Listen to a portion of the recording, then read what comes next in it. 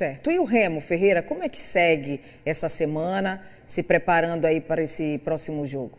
Contra o Ferroviário, jogo que vai ser na segunda-feira, fechamento de rodada, portanto, o Remo já vai saber do cenário da competição, mas com a probabilidade até de perda de posições, de ser superado por quem está imediatamente abaixo.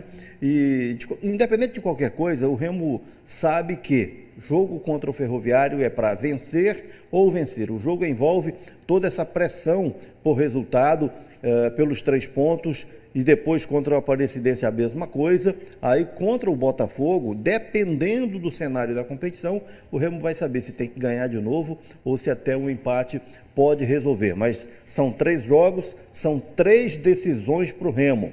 E se você olhar essa disputa por classificação do ponto de vista dos atletas enquanto pais de família, isso significa o seguinte: a classificação é a continuidade da jornada. A eliminação é fim de linha, é rescisão de contrato, é perda de dinheiro. Então eles agora devem se mobilizar também por isso, né, por um fim de ano com alguma fartura ou de escassez. Isso tudo é o preço que os profissionais dedicados pagam pelos irresponsáveis lá das barcas, das bebedeiras, das farras que fizeram o Remo cair de rendimento, sair do G8 e ir lá para a zona de risco. Agora, pelo menos, voltou a ter possibilidade de classificação, está no páreo, mas isso está exigindo dos profissionais do Clube do Remo dedicação plena, esforço pleno para chegar lá.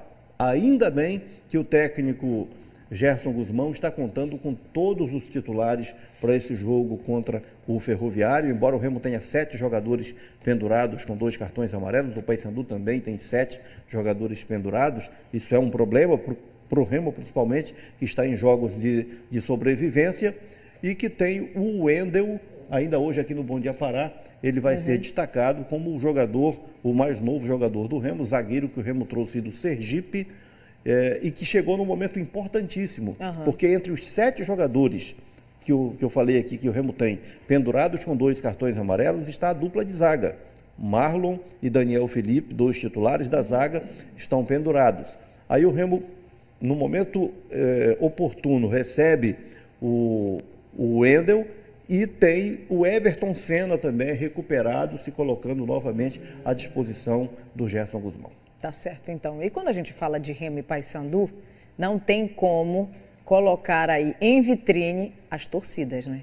Afinal, os times são vivos e estão aí nessa luta em função das torcidas que morrem, que amam de coração, que fazem tudo. Inclusive, as torcidas de Remo e Paysandu estão aí entre as maiores das 4 séries do Campeonato Brasileiro. É isso mesmo, Ferreira? Vamos mostrar isso aqui na tela? Vamos. Olha só, as 4 séries do Campeonato Brasileiro têm 124 times. Então, eu tirei aqui o Flamengo, que é o primeiro, e o Ação do Mato Grosso, que é o último, e as médias de público, olha só o Ação, 33 pagantes por jogo é a média. Caramba. Né? Tá, mas o que importa é que Remo e Paysandu estão bem posicionados. O Remo é o 24º com 8.265 pagantes por jogo. O Paysandu é o 26º com 6.647 pagantes por jogo. O Paysandu aqui foi prejudicado pelo fato de ter feito os 2 primeiros jogos em Paragominas, então os números caíram para o Paysandu, mas de qualquer forma está muito bem situado. Para você ter uma noção do que isso aqui significa, Remo e Paysandu estão acima de 13 clubes dos 20 da Série B. Estão acima, o Remo acima de 5, o Paysandu acima de 4 clubes da Série A. Os números do Remo são melhores que os números na Série A do Goiás, do Atlético Goianiense, do Bragantino, do Juventude e do América. O Paysandu desses 5 só está abaixo do Goiás. É só mais uma confirmação da grandiosidade das 2 torcidas paraenses, Remo e Paysandu, sempre, pelos números, sempre maiores do que os times, maiores do que os clubes.